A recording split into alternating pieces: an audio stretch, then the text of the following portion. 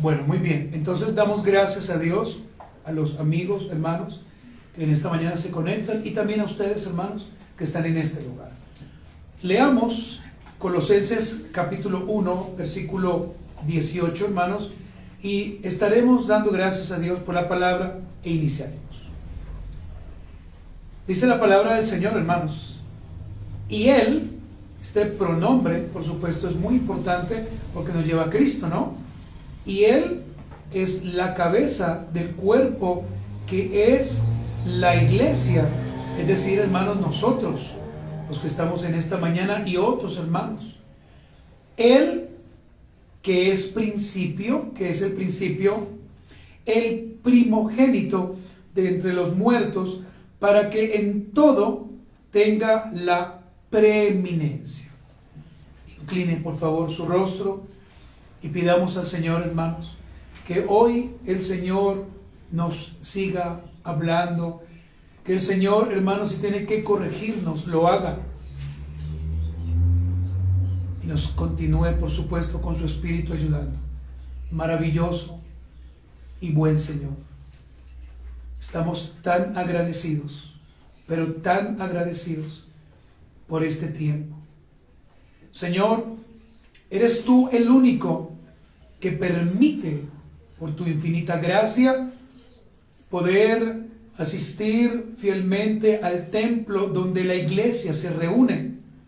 Gracias, Señor, te doy por aquellos hermanos que están en este lugar. Gracias por aquellos hermanos que por trabajo no pudieron asistir, pero también gracias por aquellos, Señor, que hoy nos verán, Padre. Gracias. Pedimos a ti que esta palabra, la cual estaremos enseñando el día de hoy, exalte el nombre de Cristo.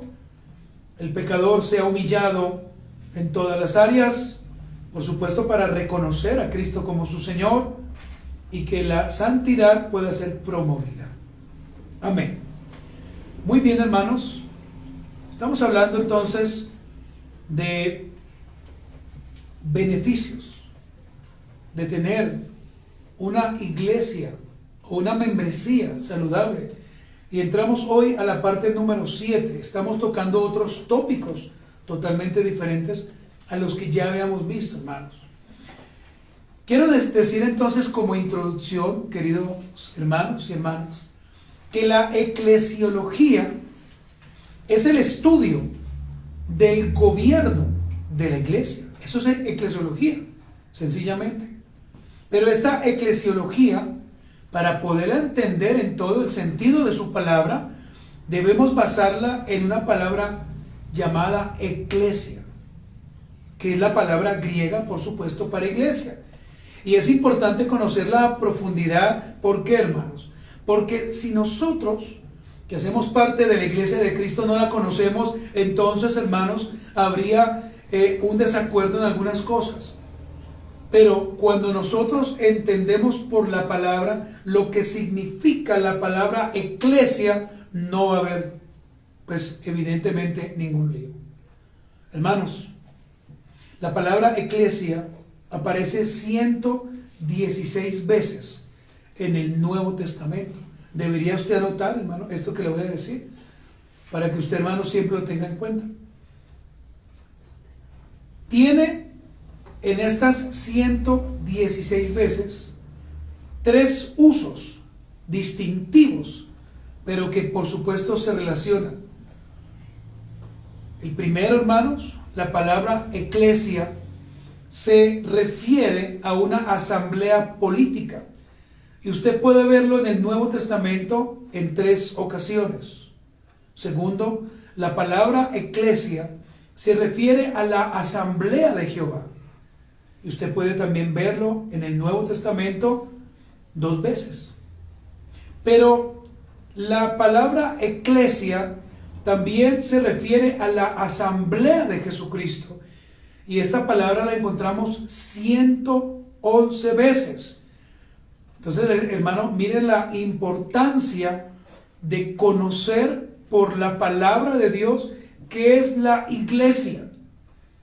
Por eso, hermanos, y por el desconocimiento, es que muchas personas se desvían no asisten a las iglesias, porque no entienden, porque no estudian, porque no se preparan, hermanos. Ahora, de estas 111 veces en la que se refiere a la asamblea de Jesucristo, se halla una clasificación o unos subgrupos o subconjuntos, si usted me lo copia de esa forma. Primero, la iglesia universal. Segundo, la iglesia profesante. Y tercero, la iglesia local. Entonces vuelvo y le repito, de esas 111 veces que la palabra habla de eclesia, refiriéndose en este caso a la asamblea del Señor Jesucristo, se halla otra clasificación o unos subgrupos o un subgrupo, que es la iglesia universal, 1, 2, la iglesia profesante y 3, la iglesia local. Ahora, hermanos, no es arrogancia, escúchenme, sino un profundo deseo de decir que nosotros, los que anhelamos con nuestro corazón un día a llegar y tener una membresía escritural, debemos y tenemos la obligación de conocer la palabra eclesia. Vea, hermanos, de nada nos sirve sabernos unos versículos, de nada nos sirve tener conocimiento en ciertas áreas, cuando en lo importante que debemos conocer no nos tomamos el tiempo para estudiar. Usted puede tener en su casa 5 Biblias de estudio. Usted puede tener, hermano, buenos libros de teología, pero si no los lee, pues ¿para qué los tiene allá? No, regálelos, hermano, a una persona que realmente sí los quiera leer y que quiera aprender. Entonces, hermanos, no es arrogancia decir que la iglesia del Señor Jesucristo necesita conocer qué es la iglesia. No es arrogancia. Al contrario, hermanos, una humildad. Yo conozco hermanos, gloria a Dios por ellos, pero que dicen, no, yo tengo todo el conocimiento y todo me lo sé, pero en la práctica lo hacen todo mal, lo cual significa que no saben nada. Hermano, en esta mañana es mi deseo como servidor de ustedes, pero primero del Señor, por supuesto, estudiar de la manera adecuada por varias semanas este tema que es importante. ¿Para qué entonces? Para que aprendamos, para que tengamos el discernimiento correcto y para que procuremos el día que se nos pregunte de una eclesiología bíblica, usted pueda dar una respuesta correcta y que no esté inventando cosas, hermano. Quiero compartirle el siguiente comentario de su servidor, abro comillas: un creyente que conoce la connotación de una eclesiología bíblica podrá adorar de la manera adecuada a Cristo, quien es la cabeza de ella. Cierro comillas. Hermanos, el día de hoy estaré compartiendo la siguiente enseñanza a través, hermanos, de 3 puntos o de 3 enunciados. Si usted está anotando, mire el primero, hermanos: la iglesia universal. Vamos a iniciar hablando en esta mañana de la iglesia universal. ¿Qué es la iglesia universal? Número 2, la iglesia profesante. La iglesia profesante. Número 3, la iglesia local. Le repito rápidamente, hermanos. Número 1, la iglesia universal. Número 2, la iglesia profesante. Y número 3, la iglesia local. Por supuesto, hermano, veremos algunas conclusiones adecuadas para este tema. Y escúcheme esto, hermano, si usted pone toda la atención, y yo espero, hermanos, que en este estudio que he hecho y con la ayuda del Santo Espíritu de Dios, podamos realmente salir de este lugar redarguidos por la palabra, realmente enseñando lo correcto. Y no estar hablando de cosas que no debemos hablar. Y aquellos soberbios que no se congregan, usted les puede decir: congréguese, porque está en pecado. Y más todavía, hermanos, si son creyentes. Muy bien, hermanos. Vamos a ir entonces al primer punto: la iglesia universal. Debo iniciar este primer punto, hermanos, haciendo una aclaración general y por supuesto importante. Y esto, hermano, lo hago precisamente para no crear confusión y mucho menos, amados hermanos, para que se haga una mala o quizás dañina interpretación de nuestra eclesiología. Hermanos amados, muchas iglesias dicen tener una buena eclesiología, pero están mezclando una cosa con la otra. Su adoración no es bíblica, pero ellos, hermanos, afirman que la adoración es totalmente bíblica. Su orden regulativo no es bíblico, pero para ellos es bíblico. Vamos a apagarlo, por favor. Muchas gracias. Muchas gracias. Entonces, hermanos, ¿cuál es la aclaración? La iglesia del Señor Jesucristo es una sola. Una sola. No son dos, no son tres. La iglesia del Señor Jesucristo solo tiene un novio. No tiene dos, hermanos. Y tendrá una sola boda. No tendrá dos bodas o tres bodas. Porque es que a veces escucho yo, hermano, con gran preocupación, pero el problema es que los hermanos no se toman el tiempo de estudiar esta parte, sino que repiten como loros. Entonces yo he escuchado que hermanos dicen, hermanos, la iglesia visible y la invisible, como haciendo una división. No podemos hacer una división, hermanos, porque es una sola iglesia. Entonces hoy vamos a aprender por qué entonces, hermanos, lo decimos de esa forma. Cuando se habla de la iglesia visible, la iglesia profesante y la iglesia local, lo hacemos para mostrar tres cosas. Primero, o por tres motivos. Primero, para mostrar los usos que vemos en el Nuevo Testamento. Eso es lo primero, para mostrar los usos que vemos en el Nuevo Testamento, los cuales el Señor, por su gracia, nos revela para entender y para tener una eclesiología bíblica. ¿Por qué, hermanos, en esta mañana vamos a hablar de la iglesia universal, de la iglesia profesante y de la iglesia local? Bueno, para entender entonces cuáles son los usos que el Nuevo Testamento le da y cómo nosotros debemos interpretarlo. Segundo, hermanos, para conocer de qué manera nosotros, como creyentes, como la iglesia del Señor, no podemos crear, hermanos, confusiones indebidas. Dios dejó un orden en su iglesia. Por lo tanto, todas las iglesias que dicen ser bíblicas deberían tener el mismo orden, pero desafortunadamente no es así. ¿Y por qué no es así, hermano? Vuelvo y le repito, porque entonces tenemos algo bíblico, pero lo otro que le metemos nosotros porque estamos en la nueva moda, o en la nueva onda, o en una nueva época. Y la palabra de Dios es una sola, hermanos, no cambia. Dios es inmutable, lo hemos aprendido. Dios no dice hoy hagamos esto y mañana otra cosa. Lo tercero, hermanos, para vivir de acuerdo a la normativa de Dios. Si nosotros, hermanos, nos sometemos a la palabra, mire, hermanos, estaremos tranquilos, porque el día que rindamos cuentas, lo haremos conforme a la palabra del Señor. Amén, hermanos. Dicho esto, iniciemos el primer punto, la iglesia universal.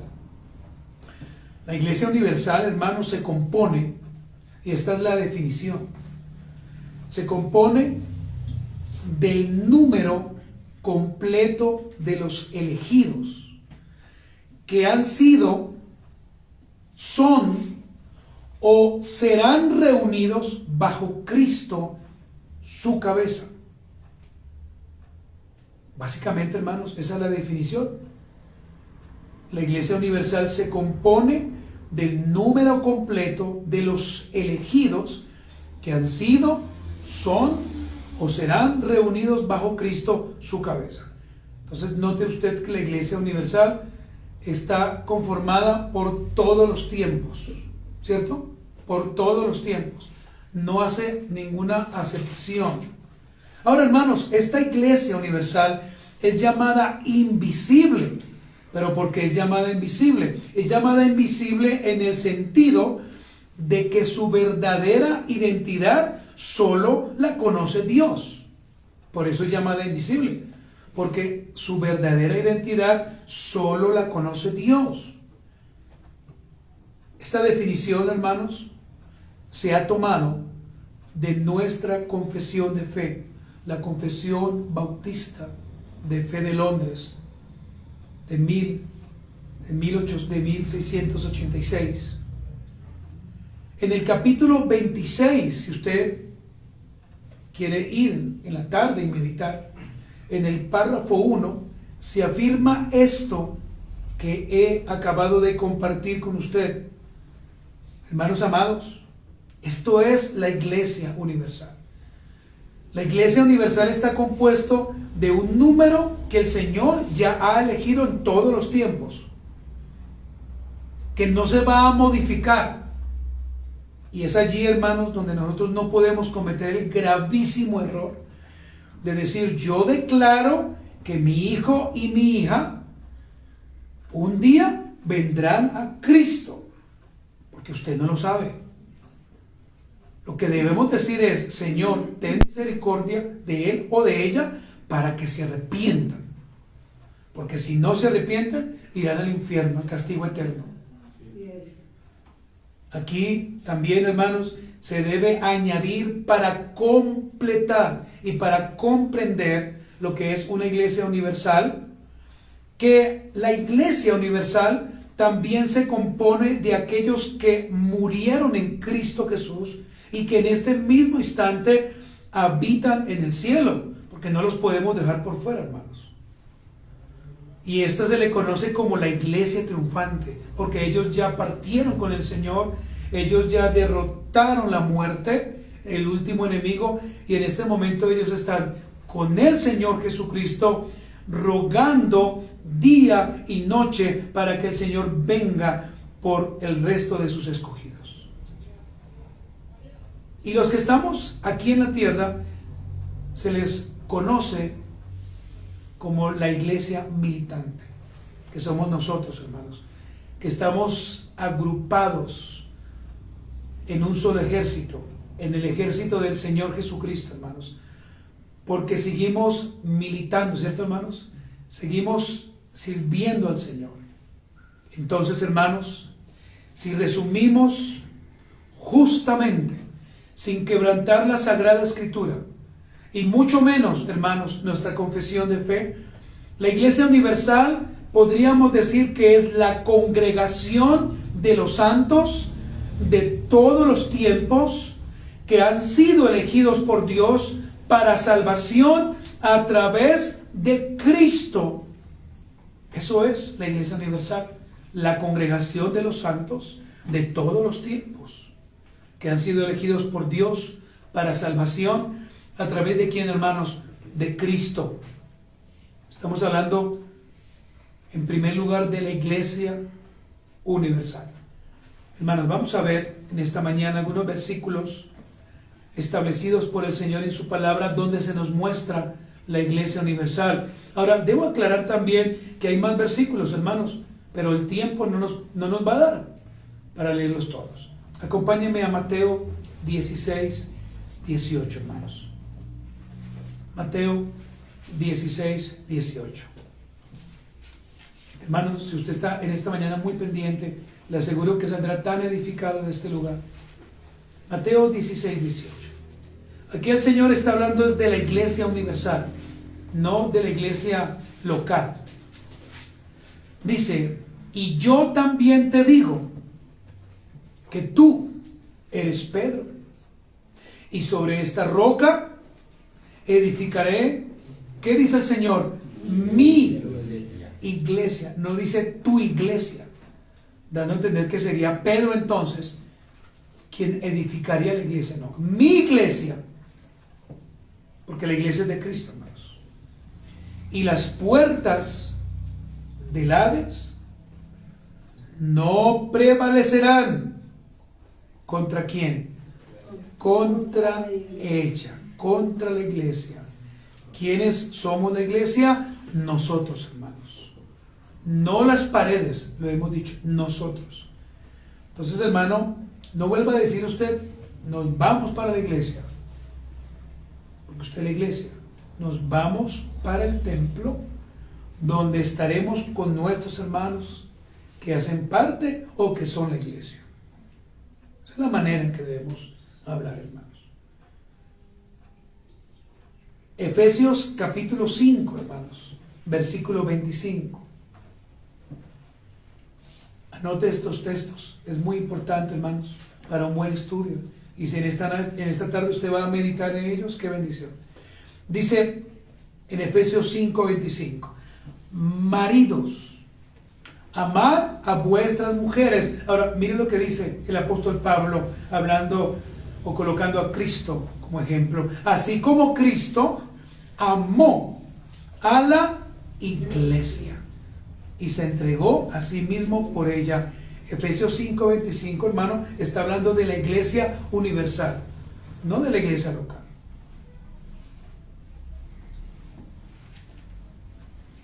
Colosenses, una vez más, hermanos, capítulo 1, versículo 18, y leeremos tan solo la primera parte. Colosenses capítulo 1, versículo 18, tan solo la primera parte. Dice, y Él es, ¿qué, hermanos? La cabeza del cuerpo, que es la iglesia. Muy bien. Esto, hermanos, a grosso modo, es lo que significa la iglesia universal. Y está resumido así, hermanos, sencillamente, para que haya claridad, para que haya sensatez y para que usted, junto conmigo, tengamos un conocimiento claro de lo que es esta primera parte de nuestro sermón, la iglesia universal. Mis amados hermanos, si nosotros tenemos muy claro esto, jamás haremos una mala interpretación de los textos. Jamás, hermanos, vamos a torcer la escritura, sino al contrario, esto que estamos enseñando en esta mañana va a animar y tiene que animar a otros hermanos para que tengan una correcta interpretación frente a la palabra. Punto número 2, hermanos. Vamos a ver ahora, y aquí voy a detenerme un poco, porque a medida que iremos avanzando en este segundo punto, lo único que nosotros deberíamos hacer es pedir perdón a Dios. ¿Y por qué, hermanos? Permítame adelantarme, porque decimos que somos perseguidos, pero es realmente una mentira y una fábula. Aquí en Colombia tenemos la bendición de congregarnos, de asistir a los diferentes templos. El problema no está en el templo, ni en la connotación bíblica eclesia. El problema está, hermano, en nuestro duro, terco y pecador corazón. Cuando anteponemos otra cosa que no es Cristo y que no es la iglesia, usted y yo tenemos otro ídolo, y a eso se le conoce como idolatría, hermanos. Hermanos, el punto número 2 es este: la iglesia profesante. Y aquí, hermanos, voy a detenerme, porque quiero, hermanos, que usted conozca la situación de otros hermanos en otros países. La iglesia profesante se compone de todos los cristianos profesantes, dispersos por todo el mundo. Esa es la definición. La iglesia profesante se compone de todos los cristianos profesantes dispersos por todo el mundo. A esta iglesia profesante se le llama visible, Pero la pregunta es, hermanos, entonces, ¿por qué se le llama visible? Se le llama visible porque basan su profesión de fe ¿en quién? En el Señor Jesucristo. Y es una evidencia externa para aquellos que realmente están en una persecución. Para aquellos que realmente son maltratados. Para aquellos hermanos que están siendo llevados a la muerte por causa de Cristo. La iglesia profesante de la cual estoy hablando es aquella iglesia que no por negligencia, sino porque no puede, a causa del gobierno, a causa de la persecución, a causa de otros entes, no pueden ir a sus lugares de reunión porque no se les permite. Nuestra confesión de fe en el capítulo 26, en el párrafo 2, nos informa de esto. Esta iglesia, hermanos, de la cual quiero hacer un alto, hermano, y quiero que de verdad usted me escuche y esté pendiente, tiene algo en particular. Esta iglesia es perseguida. Esta iglesia es maltratada. Esta iglesia sufre en la actualidad. Esta iglesia es llevada en ocasiones al escarnio público y a la muerte. Esta iglesia profesante. Esta iglesia profesante, amados hermanos, es aquella que se mantiene firme a pesar de las circunstancias. Esta iglesia profesante se reúne en guetos o en lugares para no ser encontrados. Se convierten en mártires del Señor por amor. Pero aún así, hermanos, profesan con gozo a Cristo. Porque ellos han entendido, hermanos, quién nos llamó. Pero nosotros, hermanos, en el occidente, nos duele un cabello, nos da pereza. ¿Y sabe qué decimos? Hoy no voy a la iglesia, tengo sueño, tengo pereza, no quiero ir, me voy para un parque, me invitaron a una piscina. Debería darnos vergüenza, hermanos. Escúchenme, hermanos, por la persecución, por el encarcelamiento, por el maltrato continuo, no pueden congregarse porque no se les permite. Pero su verdadera fe en el Señor, hermanos, los lleva a resistir todas estas pruebas como lo hacían los apóstoles del Señor Jesucristo. Y antes, hermano, de que leamos un versículo, ya vamos a ver, hermanos. O bueno, vamos a ver primero el versículo. Leamos Hechos 5, del versículo 40 al 42. Hechos capítulo 5, del versículo 40 y 42. Usted va a notar, hermanos, cómo el evangelio de Cristo, cuando realmente es puesto en el corazón de una vida, hace lo que estos hombres hicieron. Hechos capítulo 5, versículo 40 al 42. ¿Ya lo tiene usted, hermano? Dice la palabra de Dios, hermanos, y leemos con mucha reverencia: y convinieron con él, y llamando a los apóstoles, después de que, hermanos, de azotarlos, les intimaron que no hablasen en el nombre de Jesús, y los pusieron en libertad. Mira el versículo 41. Y ellos salieron de la presencia del concilio, ¿cómo? ¿Tristes? Gozosos. ¿Nota ustedes, hermano? Gozosos de haber sido tenidos por dignos de padecer afrenta por causa del nombre. Versículo 42. Y todos los días en el templo y por las casas no cesaban de enseñar y predicar a Jesucristo. Hermanos, ¿cuál hubiese sido la consecuencia si fuésemos nosotros? No, el hermano está en la casa golpeado. No, vamos todos a visitarlo. Llevémosle yogur, juguito, roscón. No, y al hermano le gusta el queso, llevémosle queso porque le dieron duro al hermano. ¿Acaso esto pasó aquí? No. ¿Cuál fue la consecuencia? Y todos los días, nos dice algunas veces, todos los días en el templo y por las casas, no cesaban de enseñar y predicar a quién, hermanos, a Jesucristo. ¿Nota lo que le estoy diciendo a usted, hermanos? La iglesia perseguida que actualmente está. Hermanos, en Sudán, un país situado al norte de África, una mujer fue condenada a muerte por mantener su fe y no convertirse al Islam. Condenada a muerte, y por supuesto murió. ¿Pero a esta mujer le importó acaso morir? No, porque sabía en quién estaba su confianza.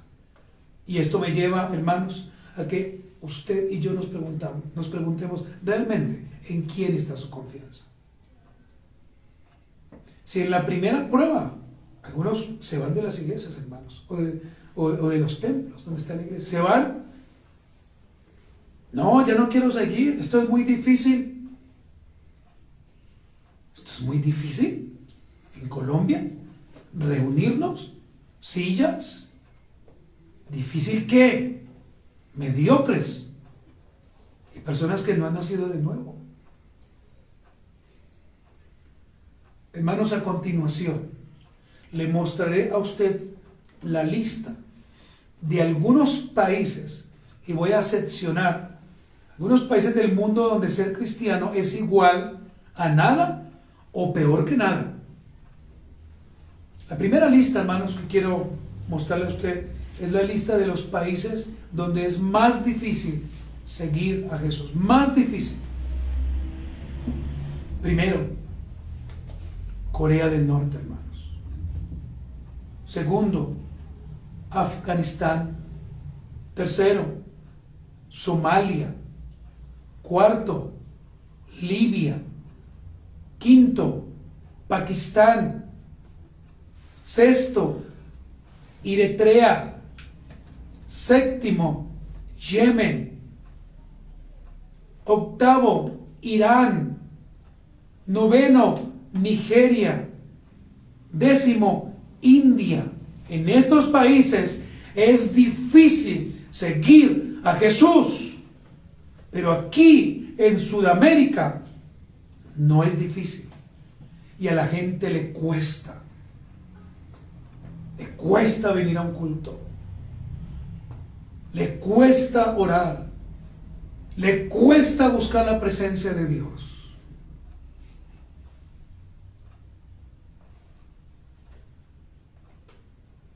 Permítame mostrarle también países donde los cristianos enfrentan la mayor violencia.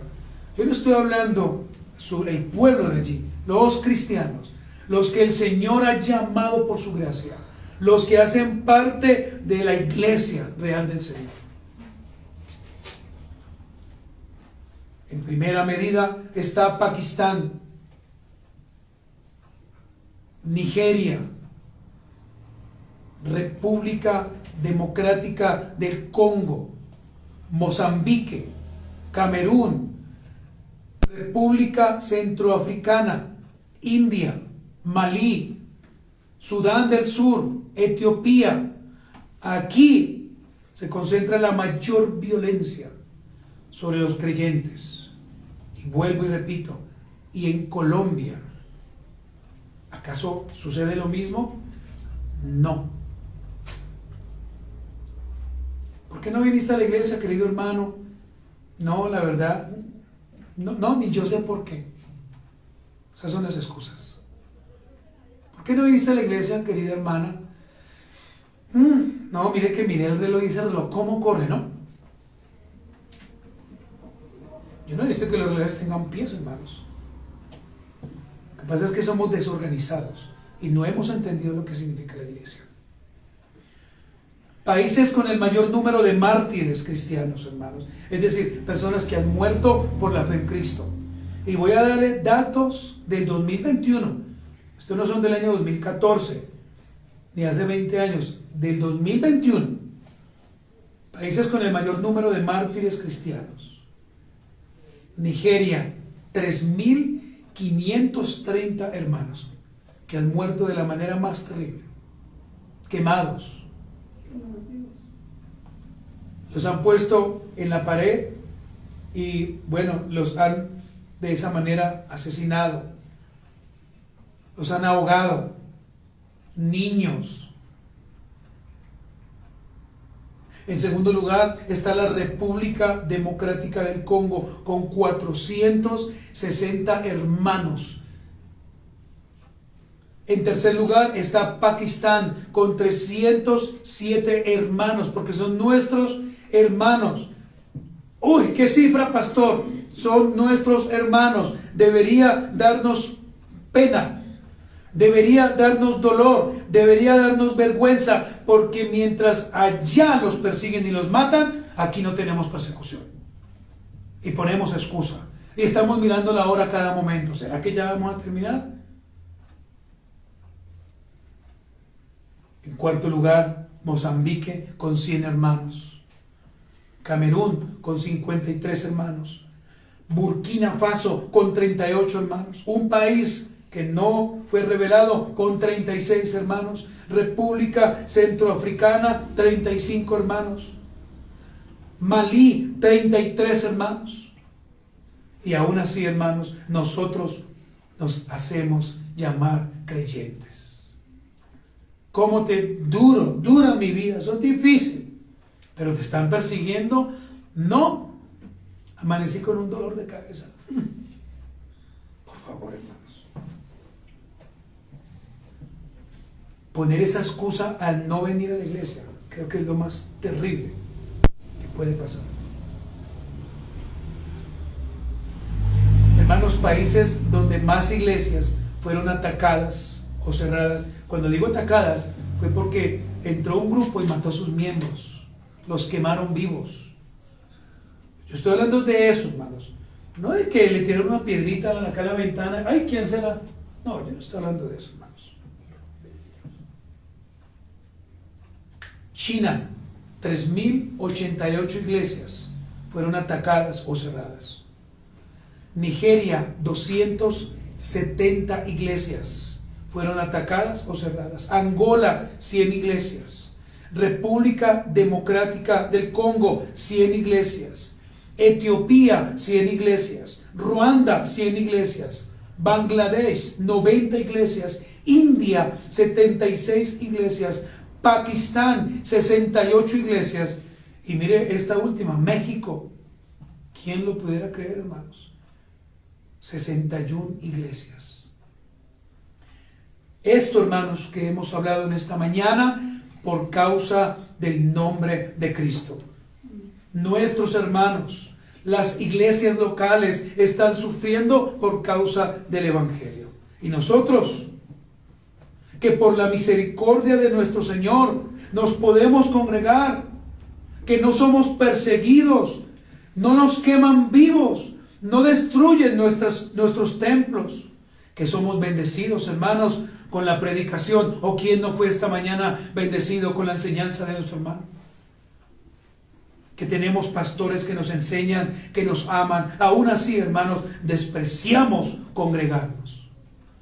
Aún así despreciamos a nuestros pastores. Aún así despreciamos la palabra de Dios. La tenemos en poco. No, ¿qué tal yo llegar a mi casa y volver otra vez a cogerla? No. No. Parecemos niños rebeldes, hermanos, a los cuales no se les puede decir absolutamente nada porque se van. Hacemos lo que queremos. Nos molesta cuando se nos corrige. Y yo pregunto, ¿hasta cuándo, hermanos, seguiremos despreciando la iglesia del Señor? ¿Hasta cuándo? ¿Hasta que Él venga? ¿Hasta cuándo, hermanos? En vez de decir, pastor, ¿en qué quiere que sirva en la iglesia? ¿Qué quiere que hagamos? ¿Qué quiere que haga? ¿A qué horas debo llegar? ¿Qué debo limpiar? ¿Qué debo hacer? No, hermanos, no preguntamos. Porque estamos cómodos. Pero, ¿y si el Señor, hermanos, nos quitara esa comodidad? Vamos a ver, hermanos, ahí cuántos realmente siguen diciendo que son de Cristo. Les aseguro que más de uno se vendería por un plato de lentejas, hermanos.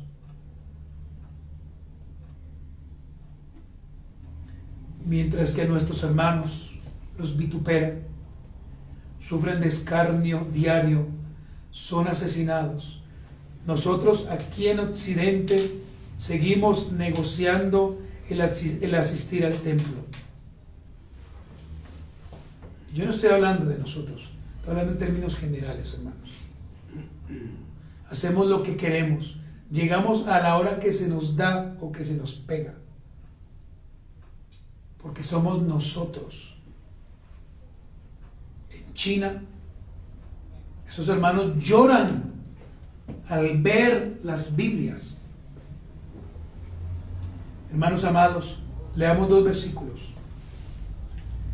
El primero, Hechos 8:3, hermanos. Libro de los Hechos, capítulo 8, versículo 3, amados hermanos. Miren lo que dice la Biblia. Y Saulo, ¿qué hacía Saulo? Asolaba la iglesia. Y entrando casa por casa, arrastraba a hombres y a mujeres y los entregaba en la cárcel. La iglesia profesante es esta, la que es asolada día y noche. Oh, hermano, qué bueno que usted pudiera adquirir libros de hermanos que han sido perseguidos por la fe y que en algunos libros está allí. Cuenta la historia de una pareja recién casada, creyentes. No tenían ni siquiera, hermanos, 8 días de casados. Tocaron a su casa, era la guardia, y el esposo le gritó a ella: no lo hagas, no lo hagas. Ella guardó silencio,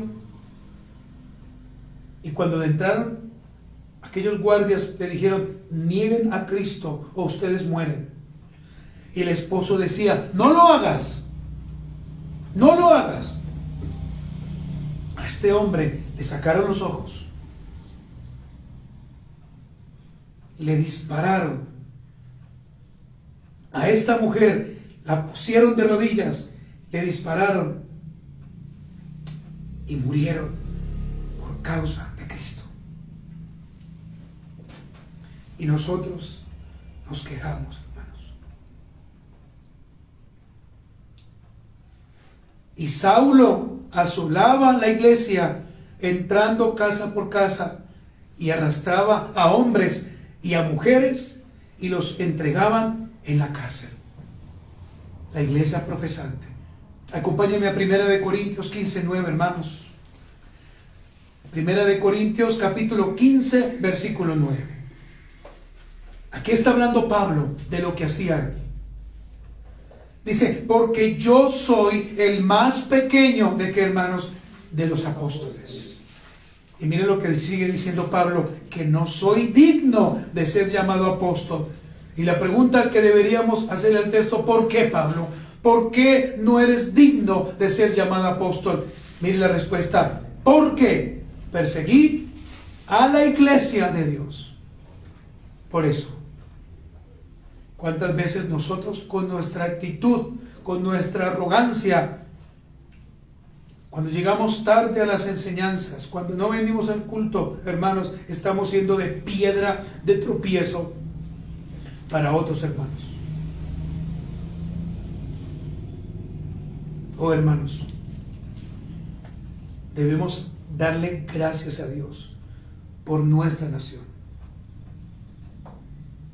Debemos constantemente bendecir a Colombia. Amén. Y debemos pedirle, Señor, que Dios nos permita seguirnos congregando, hermano. Amén. Y que esto que estamos escuchando nos lleve a predicarle a otros la palabra. Nuestros hijos quizás se están perdiendo. Nuestros familiares se están perdiendo. ¿Y qué estamos haciendo? No, Dios hará. No, Dios hará, Él está haciendo. Debes predicar el Evangelio. Debes decirle: hijo, hija, arrepiéntete o te vas al infierno. Arrepiéntete o morirás. Cree en el Señor Jesucristo. En este momento, hermanos, hay hermanos que están siendo perseguidos, iglesias que están siendo cerradas, quemadas, mujeres que están muriendo a causa del Señor. Y nosotros estamos tranquilos. Damos gracias a Dios, ¿cierto, hermanos? Estamos tranquilos, hermanos. Finalmente, hermanos, la iglesia local. La iglesia local. Mire, hermanos, en nuestra confesión de fe, usted puede observar en el capítulo 26, a partir del párrafo 3 y hasta el último párrafo, que es el párrafo número 15, todo lo relacionado con la formación, conformación, establecimiento, ordenamiento de una iglesia local. Y nosotros, hermano, cada día queremos decir: semper reformande. Siempre reformando. Siempre reformándonos. Amados hermanos, qué privilegio estar en una iglesia local. Qué privilegio. Qué privilegio, hermanos, es cuando le decimos a otro hermano: ¿cómo estás? ¿Cómo te ha ido? ¿Qué ha pasado? Permítame, le doy un abrazo. ¿Cómo va la familia? Qué maravilloso esto, hermanos. Entonces, ¿qué es una iglesia local? Iglesia local se refiere a las expresiones locales de la iglesia universal y profesante. Está limitada a un lugar específico, por supuesto, como nosotros, hermanos. Está gobernada por oficiales calificados, en este caso pastores y diáconos. Compuesta por miembros bautizados. Compuesta por personas que participan de las ordenanzas de Cristo, que son dos: la cena del Señor y el bautismo, y que disfrutan de su presencia especial. ¿Cuántos están disfrutando en esta mañana de la presencia del Señor, hermanos? Amén. Hermanos amados, las iglesias locales no son más que un grupo de creyentes regenerados, llamados fuera del mundo, congregados para la mutua edificación a través de la práctica común de la predicación de la verdadera palabra de Dios, la administración de los sacramentos, el ejercicio de la disciplina, la celebración cúltica y la obra de evangelización. Esto es una iglesia local. Gracias a Dios, hermanos, porque la Biblia nos habla de las iglesias locales, hermanos. Y usted, hermano, en este momento debería, allí, en lo que usted está pensando, decirle al Señor: gracias, Señor, porque me has puesto en una iglesia local, donde aprendo, donde crezco, donde se me enseña, donde se me llama la atención, donde amo al Señor, donde vivo para Cristo. Y permítanme, hermanos, hacer, antes de leer los últimos 2 versículos, una nota aclaratoria. En las iglesias locales también hay falsos creyentes. Por favor, no se le olvide esto. Es por esto, hermanos, que debemos rogar a Cristo para que nos dé el discernimiento, para revisarnos primero a nosotros mismos, hermanos. Y creo que esto, hermano, va, por supuesto, de la mano con lo que hablaron esta mañana, ¿cierto? Revisarnos si realmente, hermanos, somos santos delante del Señor. Tenemos que revisar, entonces, nuestras propias vidas. Tenemos que revisar lo que enseñamos y también aquellos que van llegando a las iglesias. Porque desafortunadamente, hermano, nosotros también hemos caído, hermano. No miramos. A todo mundo le decimos hermano, ¿no, hermanos? Cuando llega una persona nueva a la iglesia, primero preguntemos: ¿usted de dónde viene? ¿Para dónde va? ¿Usted qué hace?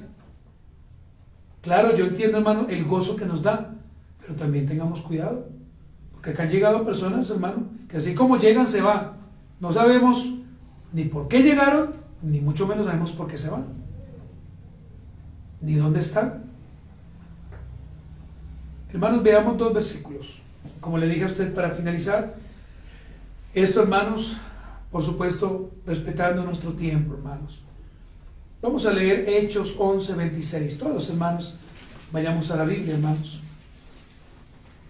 Hechos, capítulo 11, versículo 26. Ahora vamos a hablar de la iglesia local, hermanos. Dice el versículo 26, y se congregaron allí todo un año con la iglesia. Y enseñaron a mucha gente, y los discípulos se les llamó cristianos por primera vez en Antioquía. Qué maravilloso, ¿no, hermanos? Y las iglesias, y se congregaron allí un año con la iglesia. Hechos 15:4, hermanos. Hechos 15:4. Dice el Señor en su palabra, y llegados a Jerusalén, fueron recibidos ¿por quién? Por la iglesia y los apóstoles y los ancianos. Es decir, ahí está hablando de la iglesia, ¿no, hermanos? Y refirieron todas las cosas que Dios había hecho en ellos. Hermanos amados, hemos hablado en esta mañana, esto simplemente, hermanos, ya para ir finalizando, de 3 puntos muy importantes. En primer lugar, hermanos, ¿qué es la iglesia universal? Es compuesta por todos los creyentes de todos los tiempos. Y por supuesto los que vendrán, por supuesto, y los que están en el cielo. Es decir, que si usted tiene un familiar que ya partió, pero ya partió y sirvió al Señor, gloria a Dios, porque un día le veremos. Amén, hermano. Esa es nuestra esperanza, ver allí, no sé, a la abuelita, a la mamá, al papá, al tío, bueno, no sé a quién, hermano. Segundo, la iglesia profesante, los mártires, los que sufren. Cada vez, hermano, que usted se acuerde de esta enseñanza, por favor, le ruego que ore por ellos que están siendo perseguidos. Ore y dígale al Señor, Señor, ayúdales. Señor, guíales, Señor. Pero también hablamos de la iglesia local, que somos nosotros. Y no solamente nosotros, sino en todo el mundo. Hay diferentes iglesias locales que aman al Señor, hermanos, y que también les sirven. Muy bien, hermanos, vamos a ir finalmente a las conclusiones finales, hermanos, que por supuesto, hermanos, también en sí llevan unas aplicaciones. Permítame dar 4 conclusiones. Póngame cuidado, por favor. Primero, la iglesia de Cristo está compuesta del número completo de los que han sido elegidos desde la eternidad y que hacen parte de su iglesia, y de los cuales también por fe estamos usted y yo. Segundo, hermanos, la iglesia de Cristo prevalecerá sin importar las dificultades que se susciten en las diferentes épocas. Él está guardando su iglesia, Cristo. Si un día el Señor nos permite, a usted o a mí, vivir algo grave, hermano, démosle gloria a Dios, porque Dios nos está permitiendo padecer. Mire, hermano, cuando venga una prueba a su vida, no se queje, más bien dígale al Señor, Padre, gracias porque tú me has tenido como digno de padecer por tu nombre. ¡Ah, qué bendición! No se queje, hermano. Tercero, hermano, si los futuros miembros de una iglesia local tienen claro y firme conocimiento de lo que significa la iglesia, desarrollarán un sentido de pertenencia por su iglesia local. Amarán al Señor, vivirán por el Señor y morirán también por el Señor. Decir, hermanos, que si un día usted se acuerda en medio de su lecho de muerte, digo, si Dios se lo permite de esa forma, usted le dirá al Señor, Padre, gracias, ya, estoy preparado, ya. Fuímonos de aquí, ¿cierto? Para estar con otros hermanos. Decía un gran predicador, en este momento no me acuerdo el nombre, hermano, pero él finalmente el Señor le permitió tener cáncer. Un hombre que era médico de profesión, y en su lecho de muerte él le dijo, porque él sabía que iba a morir, no porque él sabía que si iba a sanar, no sabía que iba a morir. Él le dijo a su familia: vean, no oren para que Dios me sane, no hagan eso, oren para que el Señor me lleve más bien rápido y yo pueda contemplar, porque aquí estoy sufriendo. Y el cáncer, hermano, evidentemente usted lo sabe, que es una enfermedad totalmente terrible, hermanos, o terrible. Muy bien, y lo último, hermano, en esta mañana yo le invito a usted, así como yo lo hice, hermanos, y lo volveré a hacer: arrepintámonos cada uno de nosotros, porque menospreciamos la iglesia de Cristo. No servimos, hermanos. Decimos que servimos, pero realmente no lo hacemos. Arrepintámonos, hermanos, porque menospreciamos a otros hermanos. Miren, hermanos, cuando usted diga algo de su hermano, cúmplalo, o mejor quédese callado o callada. Arrepintámonos por no orar por nuestros hermanos, los cuales padecen persecución. Amén, amén, hermanos. Muy bien, póngase sobre sus pies, hermanos, y vamos en esta mañana a orar en reverencia, hermanos. Póngase de pie y vamos a dar gracias y vamos a cantar un último himno, hermanos.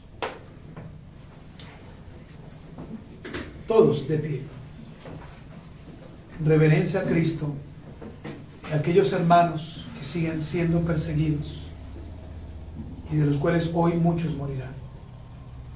Maravilloso y buen Señor, queremos agradecerte a ti, Padre, porque nos has permitido, nos has convocado para que juntos te adoremos y te sirvamos. Señor, qué gozo, qué alegría es estar aquí, Señor. Padre, perdónanos. Perdónanos, Señor, por no entender conscientemente lo que es la iglesia. Y perdónanos porque conscientemente algunos entenderán lo que es la iglesia, pero la desprecian. Señor, ayúdanos.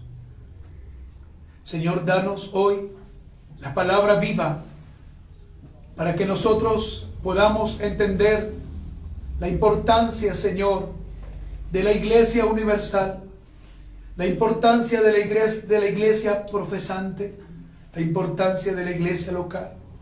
Oramos, Señor, dándote gracias por aquellos hombres y mujeres que ponen la vida en tu servicio y aún la pierden por causa de tu nombre. Perdónanos a nosotros por nuestra pereza, por nuestro sueño. Perdónanos, Señor, porque aunque se nos predica y se nos dice y se nos advierte, no obedecemos. Oh, mi Señor, yo ruego a ti por mis hermanos y pido a ti, Padre, que hoy nos ayudes, que hoy nos guíes, Padre, y que tu gracia bendita esté en nosotros, en el nombre del Señor. Amén. Damos gracias a los hermanos que hoy se conectaron. Señor les bendiga, amados hermanos.